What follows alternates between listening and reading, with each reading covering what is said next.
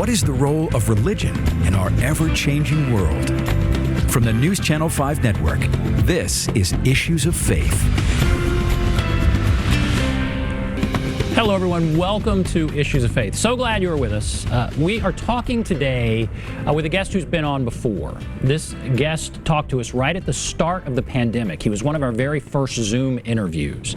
And he spoke about the comparisons to this pandemic to the last great pandemic back in 1918, the Spanish flu, the impact the Spanish flu had on churches, and I thought it could be instructive for where this pandemic might take us, and specifically, of course, for this show, churches.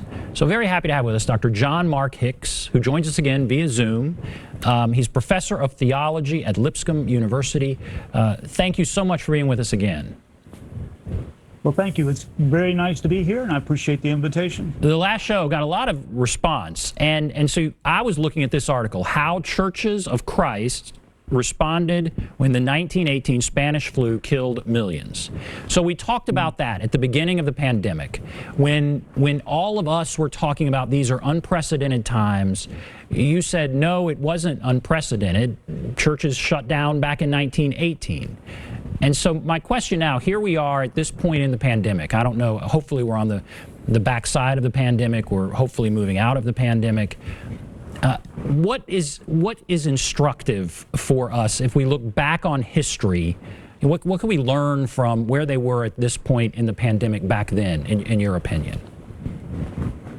Well, one of the advantages we have in this period of history is vaccinations. So we can look maybe towards the end of the pandemic in some sense with the vaccinations. But for the Spanish epidemic, the Spanish flu epidemic, it lasted for 2 years. It went from March 1918 to March 1920 with spurts of spikes at different times throughout that period.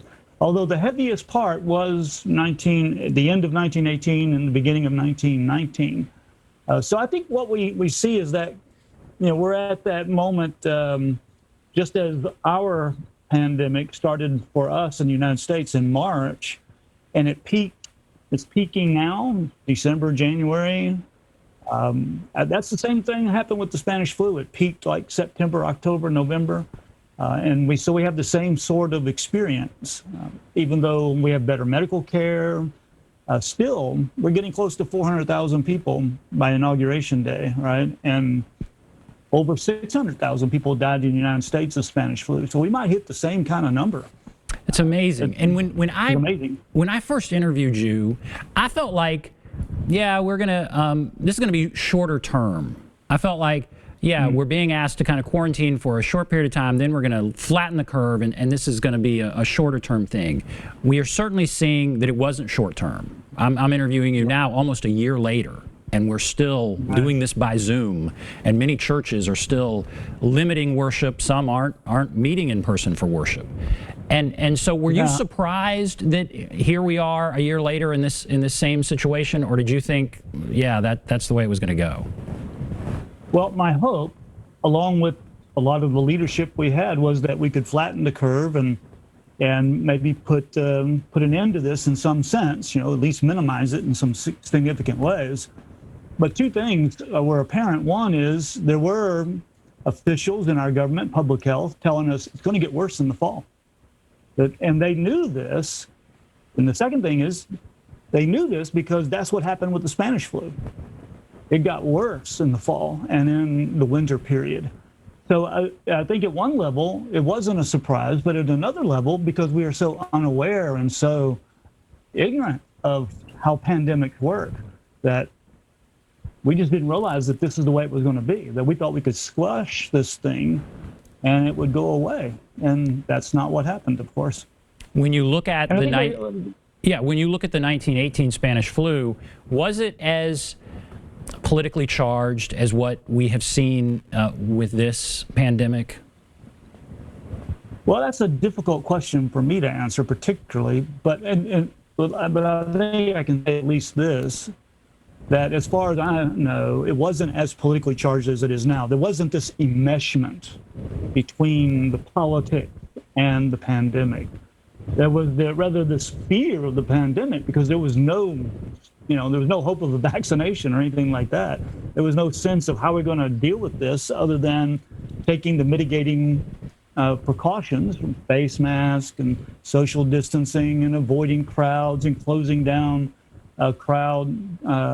heavily attended events like churches and sporting events and theaters and restaurants and that sort of thing.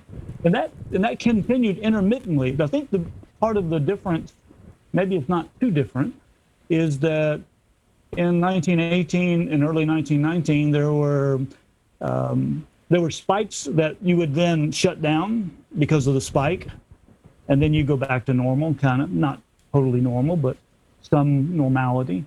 But with the spikes, you would lock down. So in these spikes, churches would close, and the government would the government would ask the churches to close, and even mandate that they close in some quarters. So there was a much more of a strong authoritarian, maybe that's not the right word, a strong sense of we want the churches to close, and you must close, and we're going to have penalties for violations of that. That was true in 1918, 1919 as well. So did they get pushback? Did those churches push back and say, well, that's terrible, the government's telling us to close? Yeah. And what kind of response did that get from churches? Some churches did push back, and they met anyway. But on the whole, which I think reflects a kind of a different cultural context, especially in cities where the influenza would be quite virulent, there was a lot of accommodation to what the public health officials said. Because I think there was you can find sermons and you can find newspaper articles and periodical articles that actually argue, look, we need to pay attention to the public health because this is about loving our neighbor. This is about safety for ourselves and for the people we know. And that, the Sabbath is made for man, not man for the Sabbath. Whereas Jesus said, I desire mercy, not sacrifice.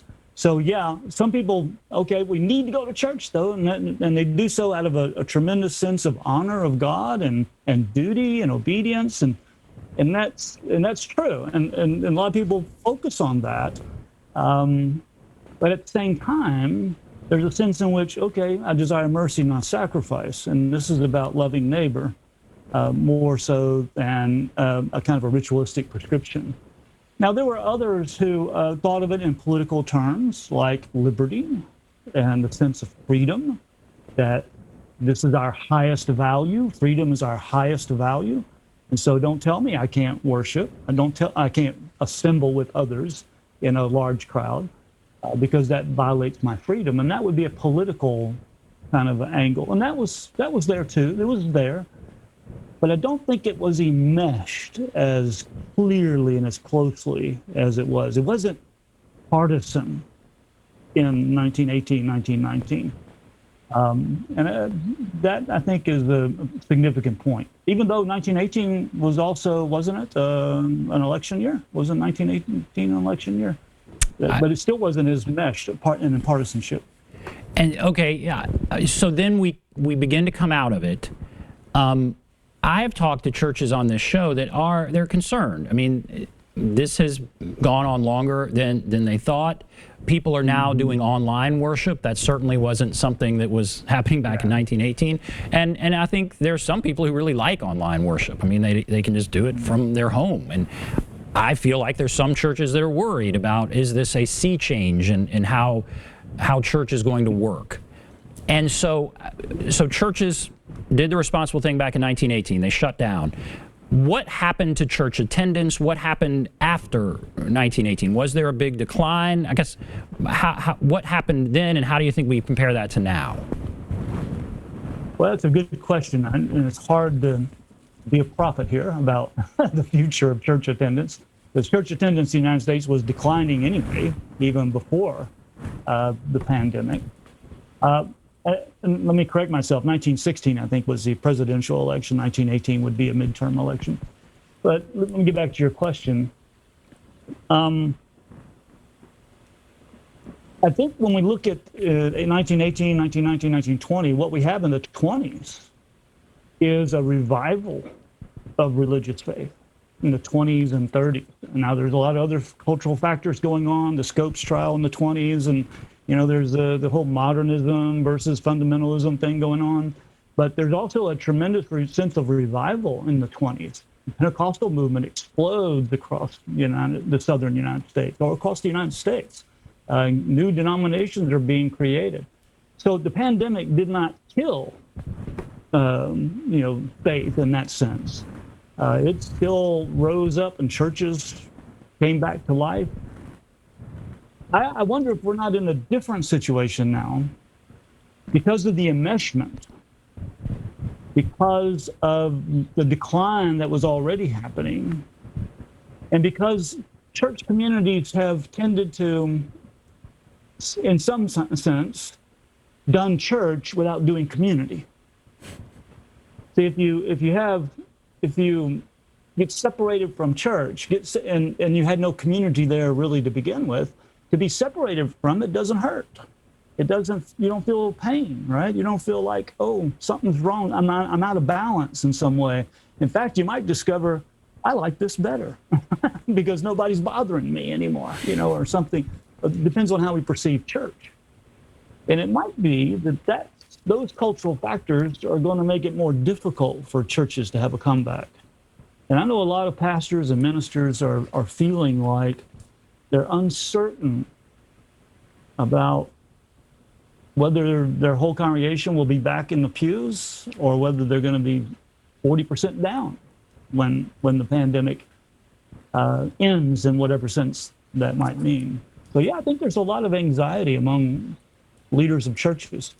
And perhaps this is the opportunity churches have, not to berate people for not coming back, not to just get up on our high horse and start doing fire and brimstone kind of stuff, but to say, think about community. Think about what community does for you. Do you have community?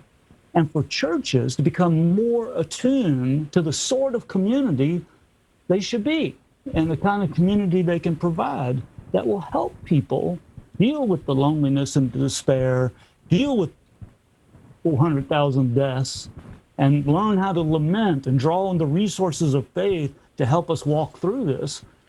And if churches can come at it that way in terms of a positive sense of community and resource, as well as the worship of God, I think they're going to be better off than if they kind of stand back and say, well, I knew you didn't really have faith anyway, and I knew that you weren't a real member, and if you don't come back to church, you're going to go to hell, or, that's not going to work. That is not, in fact, that's not where authentic faith comes from, right? It doesn't come from those kinds of beratings. It rather comes from the compassion and the service of love, which is what we saw in the 1918 pandemic when churches closed and became hospitals. When church buildings closed and became hospitals. I wonder if they had a bigger chance to do that in a way. I mean, that's a fascinating point. Yeah. In 1918, they did close and become hospitals. Well, that hadn't happened in this time, and you can't ding churches for that. We haven't needed churches to close and become hospitals. So I don't know if you can ding them for that. You can't, really. No, you can't ding them. But I think what we can say is, and I think I've seen this in churches, some churches at least, that they have become supporters of the healing process, whether that's mental illness, whether it's economic hurt, or whether it's physical ailment. They become supporters of nurses. They become supporters of hospitals, and they become supporters of those who've lost jobs and collected funds to help with those who are having economic hardship, giving out food, and that's the kind of compassion. And when we act in that way and with that kind of compassion, then people see church differently. It's not just this building with a ritual. It is a community that loves and serves the other, irrespective of who the other is. And that becomes a draw or a need that others might find themselves attracted to. Maybe they're attracted to the love of God that they see in us.